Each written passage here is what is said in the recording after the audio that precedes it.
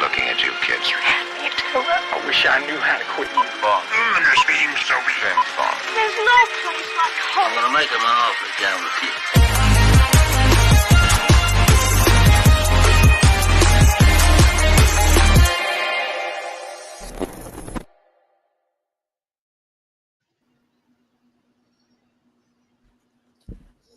Hey, and welcome to another episode of Gone with the Wind.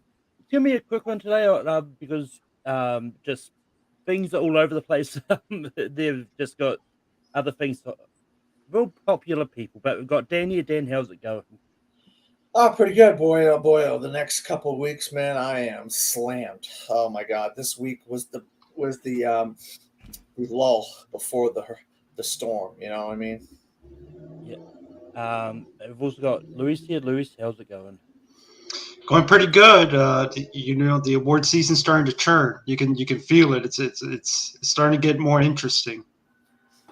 Oh yeah, it definitely is. Normally I start the show with what we talked about last week, just because we've on a very limited time this week, we're going to just skip that part today. Because I think the other things we've got to talk about, I think, is a little bit more important. And yeah, but the first thing going to talk about the trailer for the Zone of Interest dropped this week. Dan, what did you think about the Zone of Interest trailer?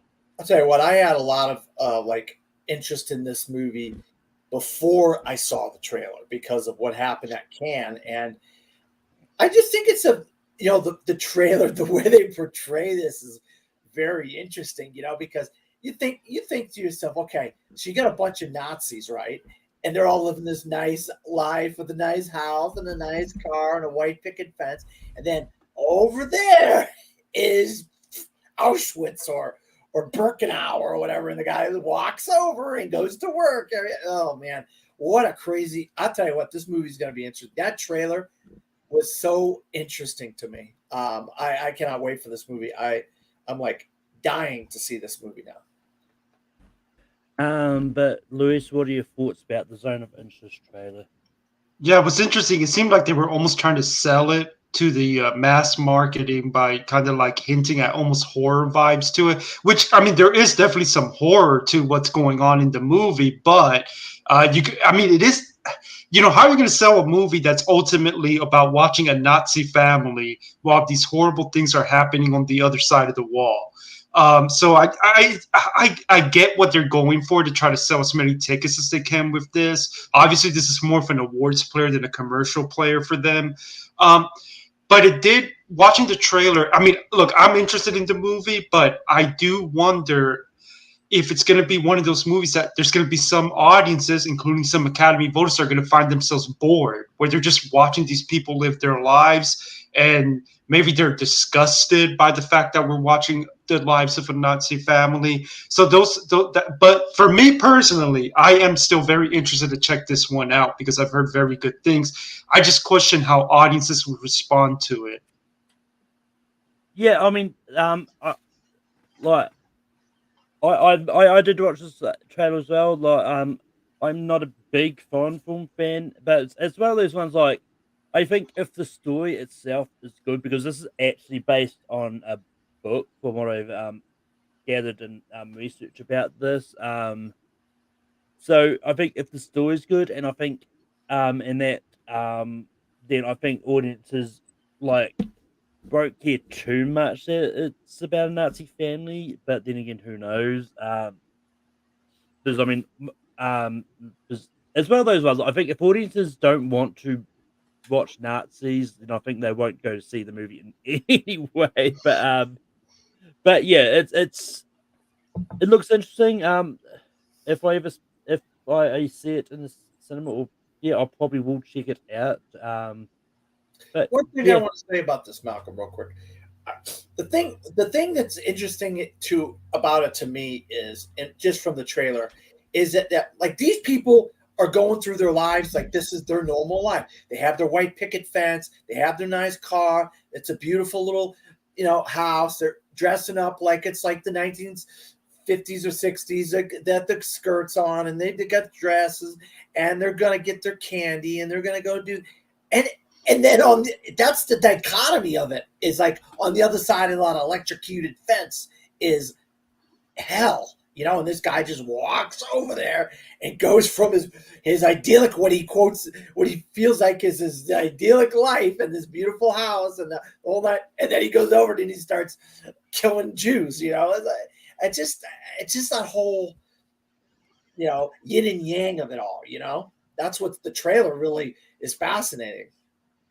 Okay. Oh yeah, and I will say, depending on how this one gets received for the Oscar voters, Sandra Hüller is going to have a good Oscar year because she's also in Anatomy of a Fool, which is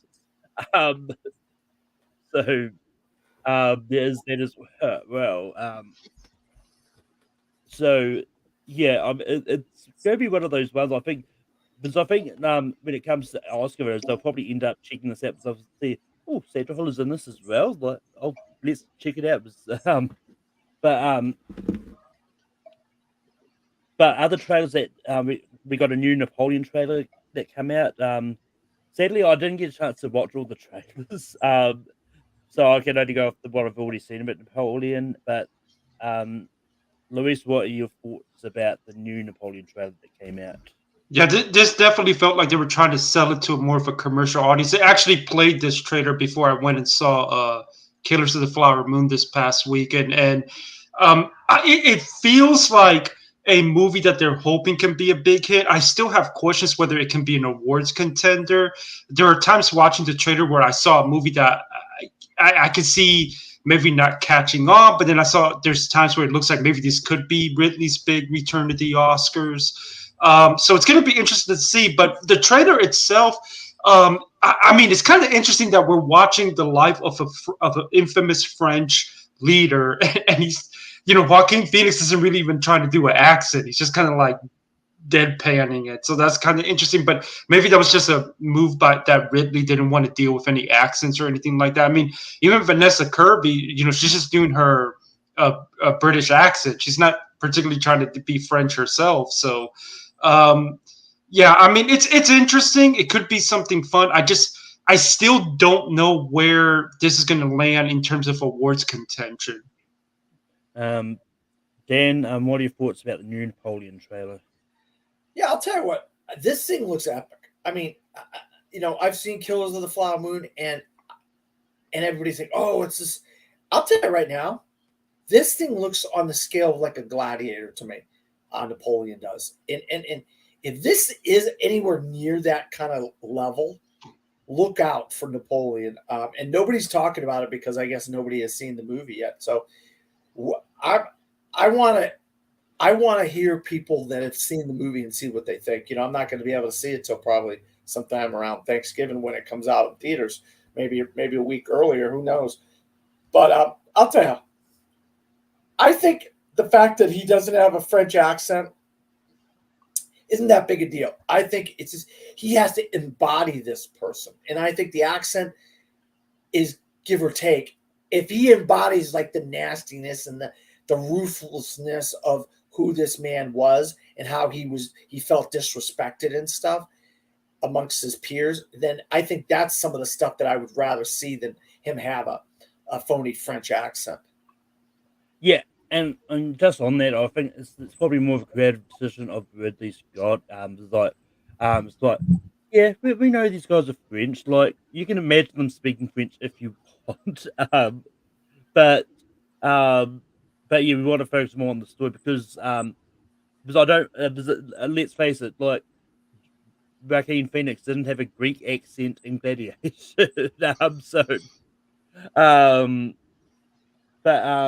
We've also got the trailer for Saltburn that come out this week. Dan, what are your thoughts about the Saltburn trailer?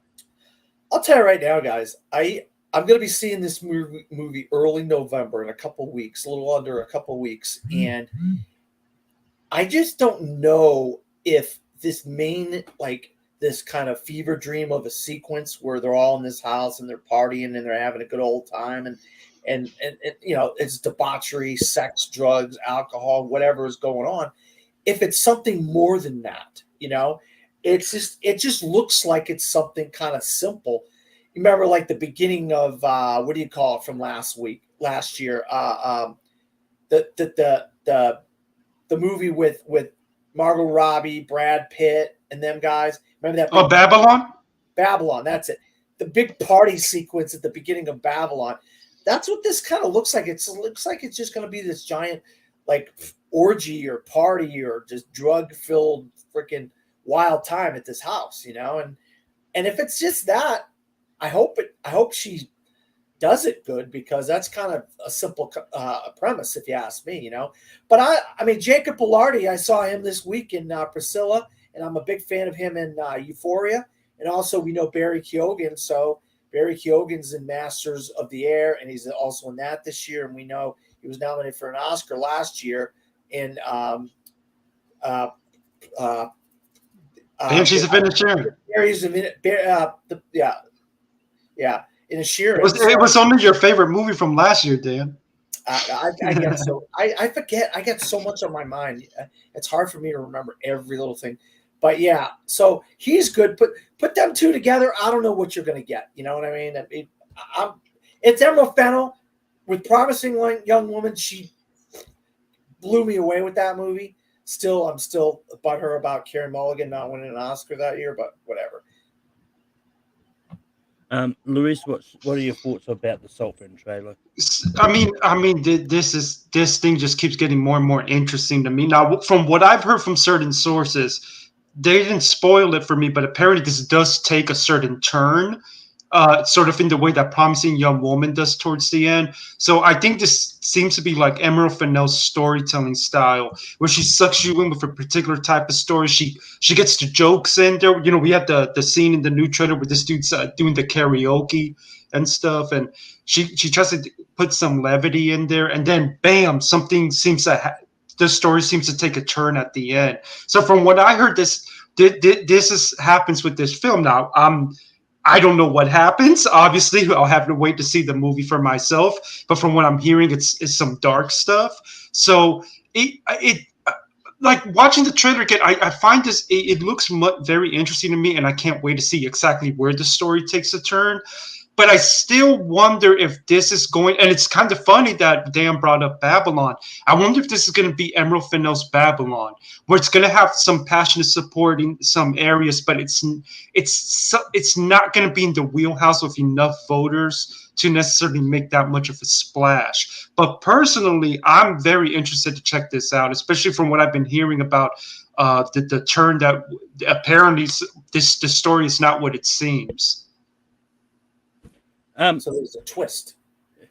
Yeah, I mean, it's one of those ones, like, if there's a twist, that I'm excited, because it's well, because with Promising Young Woman, I was kind of surprised, like, when that took that a turn. So I think if Saltburn takes a similar turn, I think it could be. And I mean, it's one of those ones, like, it's because I think it's because I think Babylon. I think that might have been just too ambitious for Oscar voters. And that Saltburn looks more on the simple scale of things. So I was like, I think that could be a little bit more palatable for the voters.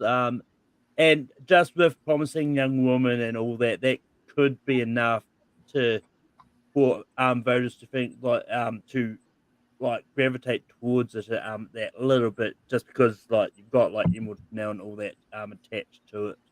And yeah, it bums me out that Babylon just didn't get the love, but it just is what it is. But yeah.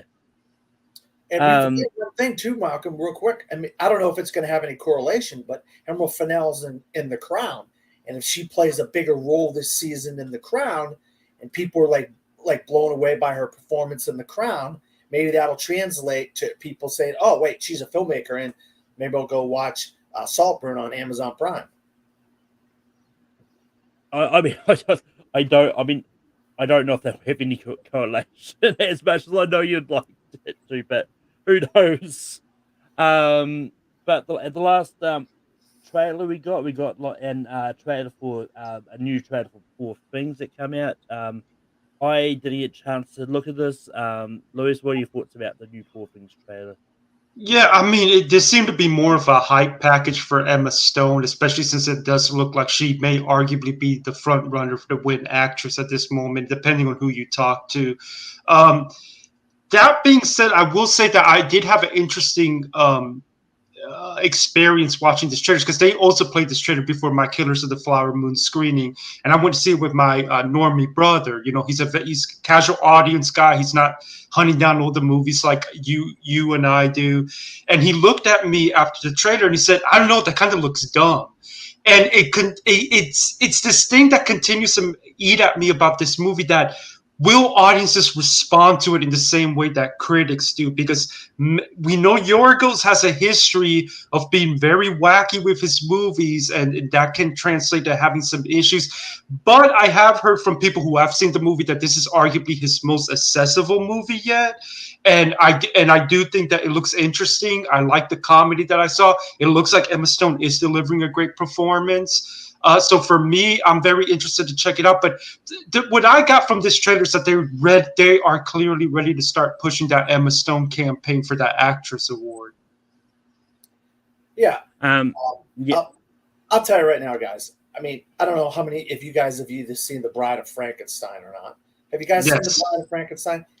This just seems like Yorgos Lanthimos' version of The Bride of Frankenstein with a wackiness to it, like goofiness to it. You know what I mean? And she's the bride, and Willem Dafoe is Dr. Frankenstein, and Mark Ruffalo is some guy that she falls in love with or whatever. I mean, I don't know.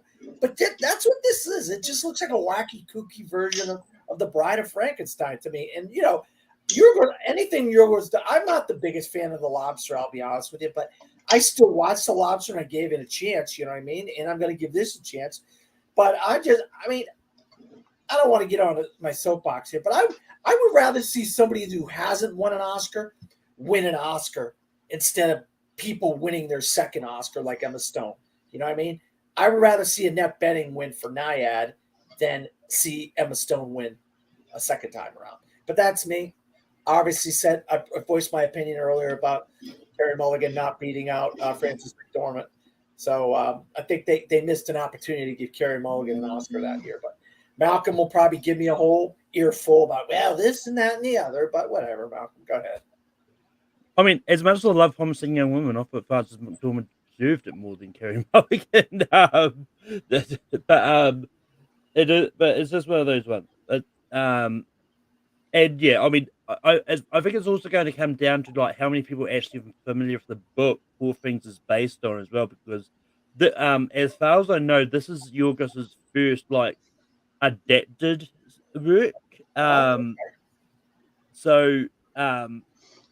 I know the book is pretty weird itself, but I think it's one of those ones like we've seen strange things happen, because like I don't think anyone would have predicted Everything Everywhere All at Once being as much of a favorite as it was, for how weird and wacky that was. But be honest with me, Malcolm. Just be honest with me here.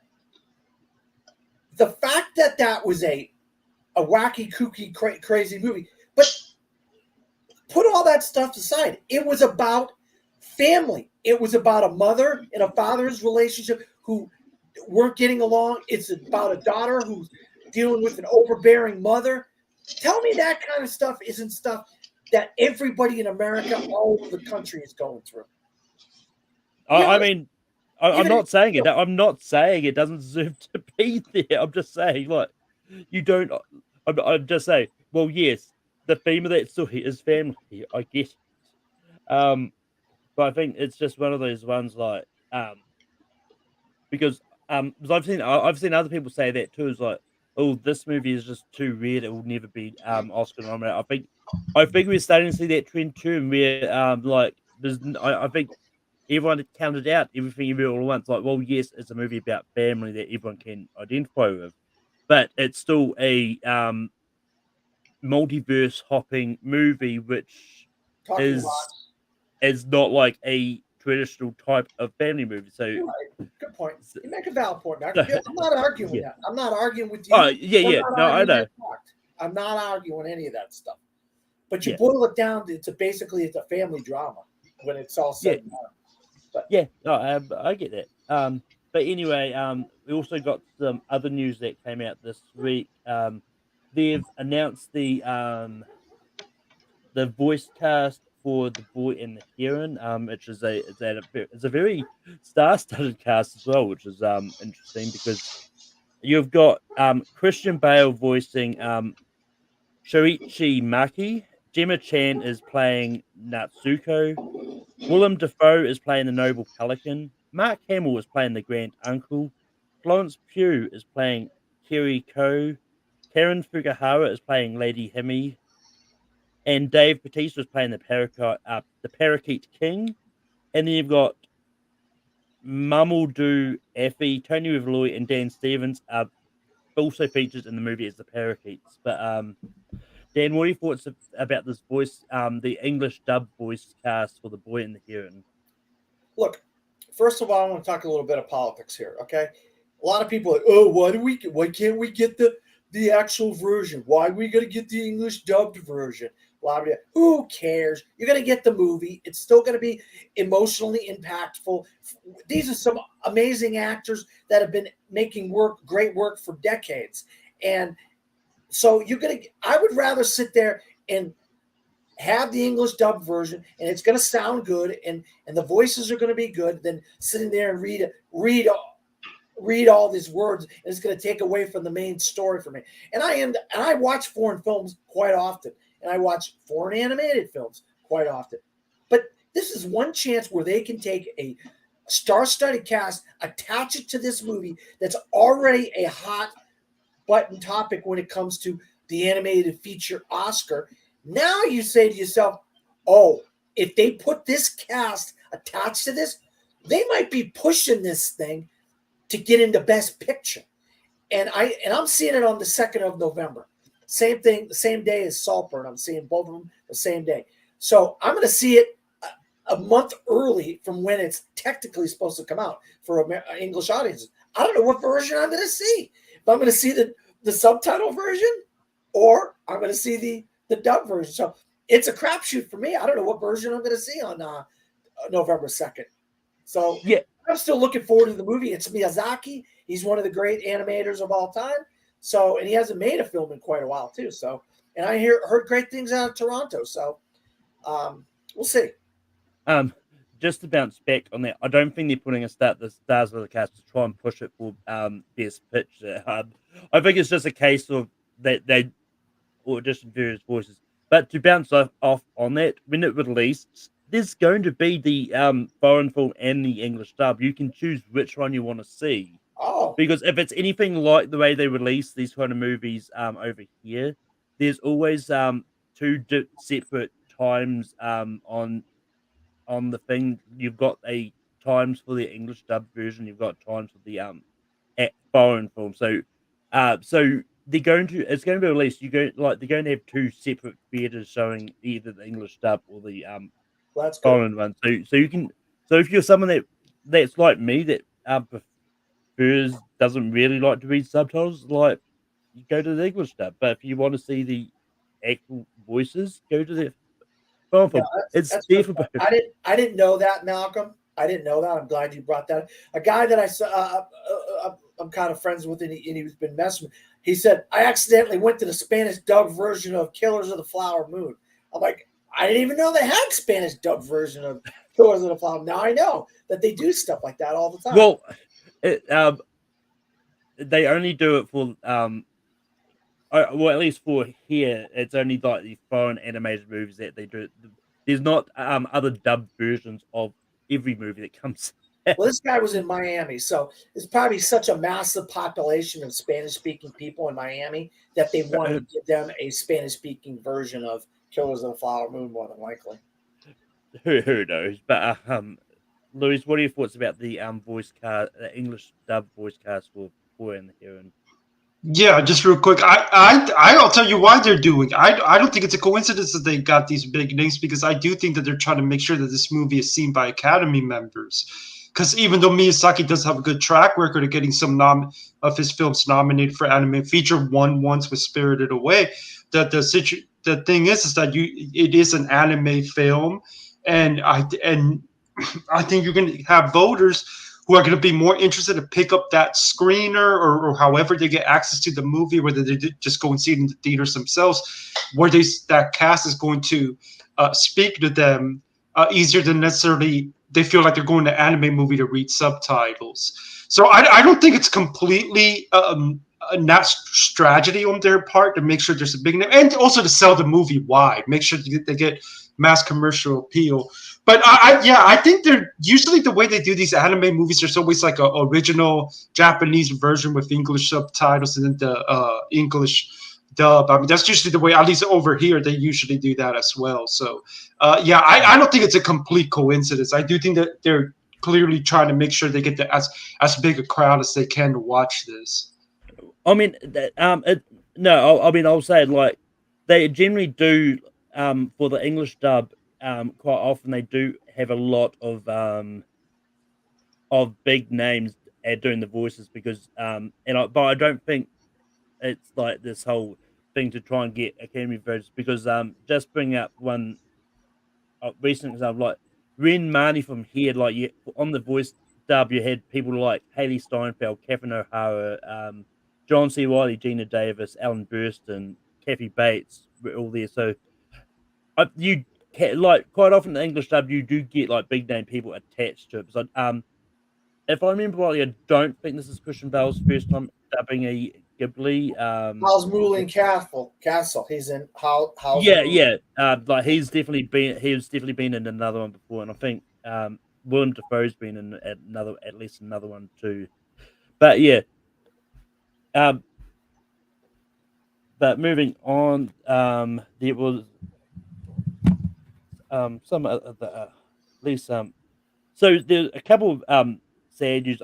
Just the slight the first one I'm going to bring up is just a slight bad news. Like obviously due to the studios like wanting to keep the strike going for as long as they want apparently, and they're delaying more movies. So the Bike Riders, which was due to be released in December the 1st, is being delayed.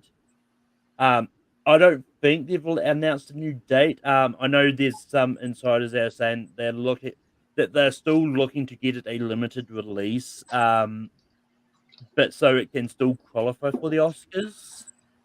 And then just come out today, they've announced that they're moving Mission Impossible: Dead Reckoning Part 2 a whole year to 2025. And then A Quiet Place Day 1 is late to 2024. But Luis, what are your thoughts about all these release date changes? Well, I mean, as we record this, I know the studios are supposed to start talking to the actors again tomorrow. But, this just goes to show you that if these talks end up going the way the last talks did, I'm telling you, I'm real scared that this won't be the last major delays that we hear about. Because I do still think there is a world where WB, it still feels to me like they're on that borderline of whether they're actually going to push Color Purple or not. To me, this just it just really drives home the fact that I really hope that the studios get more serious about getting a good deal here with the actors in these talks, because apparently what they walked away from last time involved I think they said something about just 2% residuals or something like that off of the streaming. So I really hope that the studios and the actors can finally have good talks, because I'm telling you, it could become an avalanche of a lot of major delays if this continues. Oh yeah, and actually the other one I just remembered is Deadpool 3 is also being, and that's another one that just hasn't been put on a new date yet. But yeah, it's definitely one of those ones. Like and it's kind of unfortunate as well, because especially if the way Dead Reckoning Part 1 ended, to wait another whole year for that is going to be. I mean, it's already going to be painful to wait a whole year for the conclusion to Spider-Verse. But yeah, and it's going to be safe to say like the part 2 of Fast X, it will probably be moved as well, depending on when they get, when they can finish the strike and get things started up, because it's not like the strike ends and things are going to start up straight away. It's going to take ages to restart shoots and set things up again. But yeah, it's unfortunate, but I agree with you, Lewis. I don't think this is the last we hear of delays. Because I think as it moves on, I think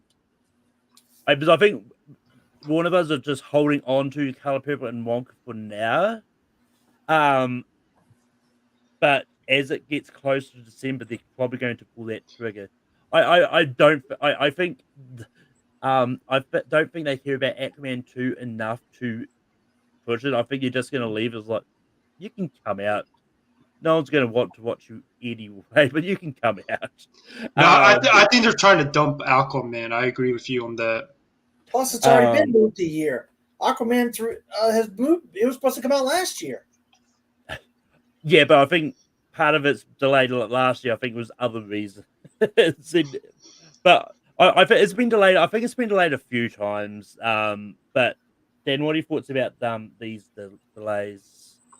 Yeah, I've been saying it all along. I mean, I didn't want to come across as a broken record, but I've been saying it all along. These studio heads are not going to give residuals. They are not going to give residuals to streaming. They're just not going to do it. Because that's completely against their market of their business plan of what streaming services are supposed to be. You know, so if you start giving actors residuals off of streaming, where are you going to make money if you're the people that own these streaming services? You know, where are you going to start making money if you're going to give dozens and dozens of actors 2% off of every freaking thing that comes out, TV show or movie or whatever? I mean, you're going to lose money. I mean, these things are going to shut down in a hot second if they start that crap. So there's no way. That is a no-go for the owners of these streaming services. And I've been saying it all along, 2%, 1%, 3%, whatever. They ain't going to budge on residuals for streaming. They're just not going to.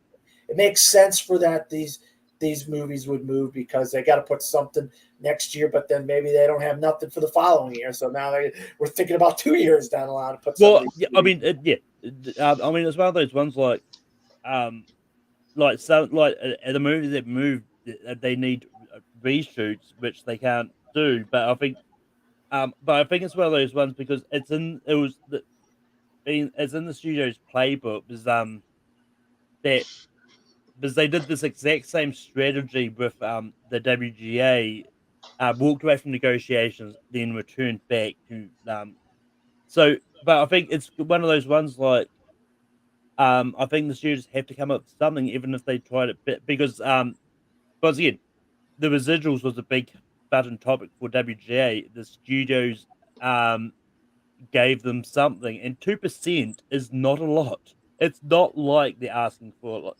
They're asking for a lot. So, it is what it is. But I think the studios is probably going to have to come up with some kind of compromise for that residuals to make. There's a difference, Malcolm. There's a difference. You're paying a writer maybe $400,000 to write a script for a show or a movie or whatever. You're paying Chris Evans, Emily Blunt, all these people massive Well, salaries. Now they want more on top of what they're already getting. Well, look, I mean, it's one of those ones. It's not just about the high profile actors either. Like, well, yes, they're going to benefit from whatever deal SAG-AFTRA makes, but this is but a lot of these, this is going to help a lot of the smaller actors and side people and that work on these stuff as well as the big names. But yeah, it's just one of those ones. It is what it is. But but I hope they find a way to make some kind of compromise because, and the thing is, like the AMPTP controlled publications like Deadline and Hollywood are making it seem like the residuals is the big thing SAG is holding the ground on. It is not. There's a lot. Because SAG have put out a statement saying, there's other issues that the studio is not budging on. But the AMPTP are obviously not going to say that, and the press are going to make it seem like SAG is just holding off on this one thing. But anyway, I don't want to make this all a big thing about this strike because, yeah. And moving on to the last bit of news, but it was announced in the past week that that Oscar-nominated actor Burt Young passed away this week at the age of 83. It is which is a sad news all on its own, but yeah, it's having only seen the Rocky movies for the first time last year, he was really good in them and definitely deserved that nomination. But Lewis, what are your thoughts about Burt Young passing? Yeah, it's interesting because I actually looked up whether I didn't know if he had passed yet or not when I had seen Creed, because if you remember in Creed they put in that his character passed away. Yeah. But I mean it's I'd really like to see if I could explore some of his filmography outside of the Rocky movies, because that's the first thing that I think of of him in those Rocky movies. But it's unfortunate to hear that news, but he did live a long life. So that's fortunate too. And and I'm very happy that we did get those performances from him in those Rocky films, because he really does do a great job in them. But Dan, what are your thoughts about Burt Young passing? Yeah, I'm a big fan of Burt Young. Rocky is one of my favorite movies of all time. I love Rocky, and he's got like a comedic role in Rocky 4 and Rock. So, he plays kind of some of the comedic. What do you call that? The comedy of the Rocky movies. The laughing stuff within the Rocky movies. But a movie that I love a lot that he's in is Chinatown, and he has a little bit of a role that helps Jack Nicholson's Jay Gittes in Chinatown. That was his first big break, that he was in Chinatown, and then he got the Rocky movies after that. But yeah, it's sad. But I knew this decade was going to do this. I mean, we're all going to get all these guys that were in the 70s and stuff like that. We're going to start kicking the bucket, directors, actors, and stuff. And so it's sad. But I mean, I saw it coming. So I hope that doesn't sound too sad the way I'm talking about it, but I feel bad. I just knew this was going to happen for a lot of these guys,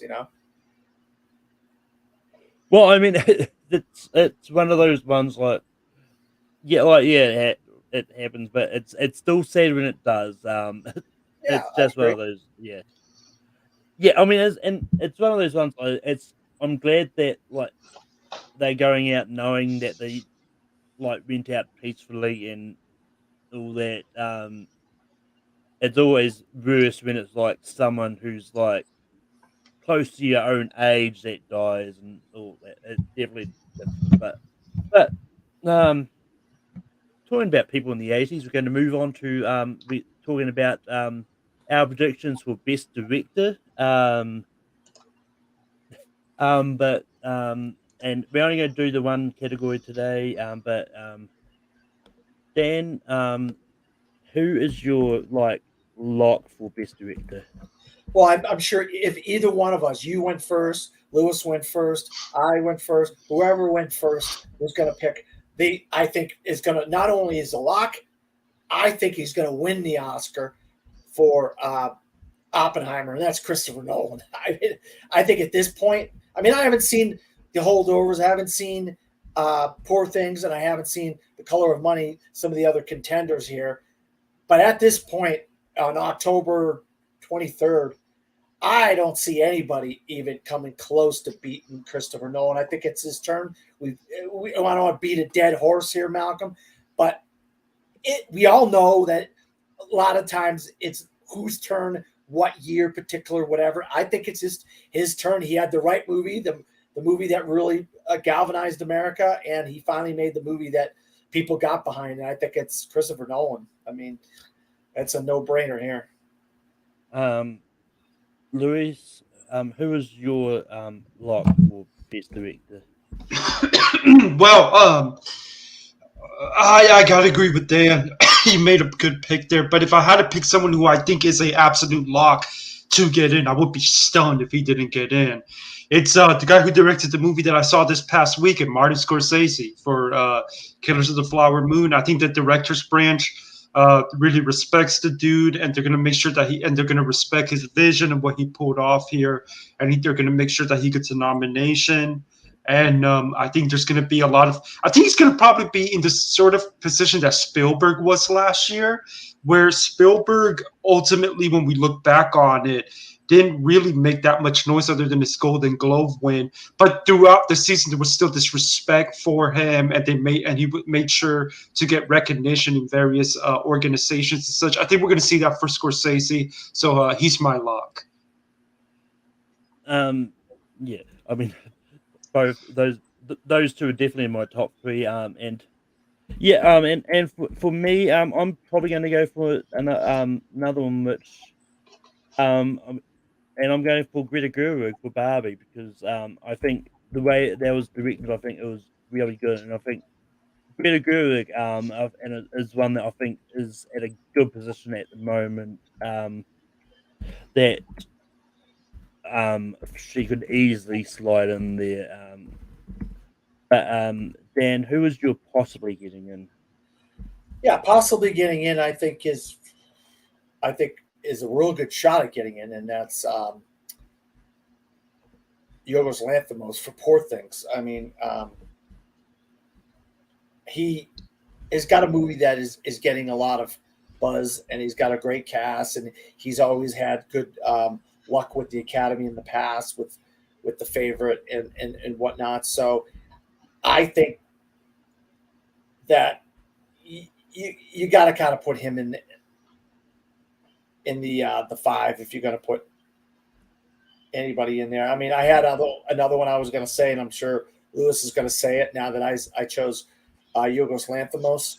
So, but yeah, I think director's one of those categories that is looking pretty safe to where we got these five, and they're kind of the five that I think a lot of people are predicting. So I think you're not going to have a lot unless one of those, like Zone of Interest, Jonathan Glazer, or whoever directed, I forget her name, who directed Anatomy of a Fall. One of them people get in. You know, that would be the odd man out. I like Celine Song, and I like some of these other people, but just before you spoil other people's potential, Lewis, who's your maybe getting in? Well, I don't know if this is who Dan thought I was going to pick, but I'm going to say Alexander Payne for Holdovers, because I think it's interesting because I think it's getting underrated in certain parts of awards Twitter and awards conversation to get into director. But it's like he's gotten in before, and we see this every year where there's this simple crowd pleaser that their director gets in. And people say, well, how much of a directing achievement is that and all this? Well, if they respect the movie enough, the director's branch will put that person in. We saw it with Kenneth Branagh 2 years ago with Belfast. You know, so I think Payne, I actually would argue that he might be closer to a lock than some people think, but he's my pick for maybe getting in. I absolutely can see a world where he gets in, especially if Holdovers turns out to be a big contender. Yeah, and I'm going to see that next Sunday, and that's exactly what I thought you were going to pick, Lewis. Yeah. I mean, because as to what Dan alluded to, and I won't be spoiling names like he did, but usually the way this director race plays out is that it seems like there's about 5 locked in, but there's always like a surprise at the end. So the question is, who's going to catch the surprise where? So I think this should be a pretty easy list to get to put together. Yeah, I mean, it's one of those ones like, as I've said many times, like I just hate the word lock. I don't think anything is ever a true lock. At this point, I think, but it's one of those ones like based on how much love this got when this came out, it's going to come down to whether people remember this. But I think that if we get a fresh name and someone who hasn't really been nominated before, and I think Greta Gerwig's been nominated before, but I think if someone new is going to sneak in here, I think it is going to be Celine Song for Past Lives, because I think like people seem to really love the movie when it was out. Well, the talk has kind of died down a lot now that it's been out. But I think if it's going to come down to what movies that A24 is going to push and how they're going to do it. Whether they're going to try and juggle everything that they want to push. But yeah, I think Celine Song has a good shot of sneaking into that 5. But Dan, who is your outside looking in? Yeah, I mean, I would have to go with a foreign film director because we know that a foreign film director has gotten in 3 out of the last 4 years. I think, right? Lewis. Yes. So I'm going to go with a foreign film director, and I'm banting it around with 2 people, but I just after seeing the movie recently, and I think how amazing the movie is, I'm going to go with Justine Triet of Anatomy of a Fall. I think she's got a legit shot. She's literally got a shot at making Best Picture, number 1, and then, and if it translate, if the love of that film translates to Best Picture, maybe it'll translate to Best Director as well. So there you go. I got Justine Triet, Anatomy of a Fall. But Louise, who's your outside looking in? I'm going to do an outside looking in. I think I'm going to do a little bit of a gamble here. It's someone that I don't necessarily predict will get in, even if this movie ends up a big contender, but I can see the love for the movie maybe squeezing them in. I'm going to go Cord Jefferson for American Fiction, because if the news that hit today that American Fiction apparently has won now 3 festival awards. It won Toronto. It tied with Rustin, I think, for Middleburg, and then Mill Valley. Really? Oh, okay. And it won Mill Valley as well. This thing just seems to be getting stronger and stronger. And again, I'm not predicting because it does feel like one of those contenders that doesn't necessarily get a director in contention. But if this movie is loved enough, I can see a situation where it finds a way to squeeze in. And if it's my outside looking in, I may as well do a gamble here. So I'm going to go with Cord Jefferson. Yeah. And for my outside looking in, I'm just going to go Bradley Cooper for Maestro. I think it's definitely one of those ones that I think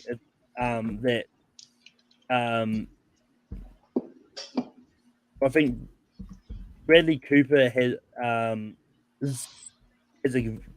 potentially good shot, but I think it's also one of those ones like compared to the competition he's up against, it's going to be tough. But yeah, but if Maestro is as good as what I've been hearing, then I think there's no reason why he can't be nominated. But yeah.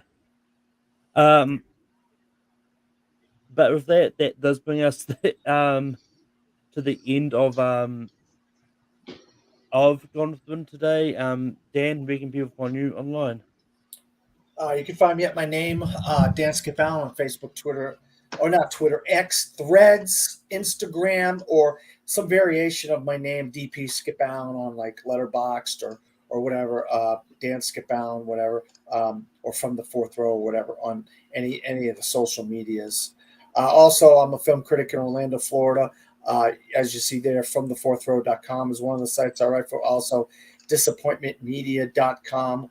I'm going to be covering a couple film festivals here pretty soon, so stay tuned. I'm going to have a report next Monday from film festival that I'll be covering in Miami. So stay tuned to that. Also, I released the fourth episode of My Life, My Love, 50 Years in Film, both the article and the companion video with my buddies Dylan Randazzo and Chadwick Webb. So if you want to go on and watch that, the fourth episode of that in my 5-part series celebrating my life in film by picking my favorite movies of the year, doing it in 10-year increments. And you can read the reviews of each film on my site from thefourthrow.com, or go watch the YouTube videos of the companion videos. Also, I've been on with the Movie Hero Network a bunch over the last couple of months, so you can go over there and check some of the brackets and some of the things I've done. I've been on Rankum a few times. I'm going to be on this coming week. Sunday, it looks like I'm going to be on Rankum. We're ranking Martin Scorsese films, so I'm excited about that.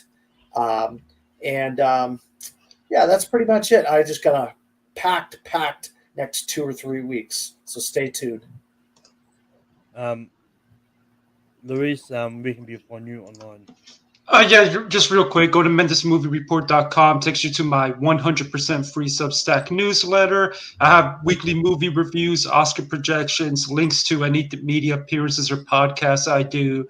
If you want to find me on social media, Facebook, Instagram, Threads, Twitter /X, Letterboxd, Mendes Movie RPT, and that's where you can find me.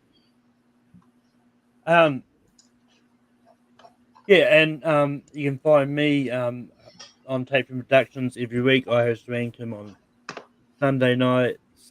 This week we're doing Martin Scorsese movies. And you can also find me hosting Gone with the Wind every week. And and next week on Gone with the Wind, because it is Halloween week, we are going to be talking about horror movies and their sort of history of the Oscars. I'll get some horror fans on here as well as guests. And yeah, it's going to be interesting. And yeah, we'll probably talk about some of the horror movies that came out this year that either could have a shot or should be considered that the Oscars probably won't go to because they're horror movies. But until next week, we'll see you at the movies. And just remember, You can do it! You can do it!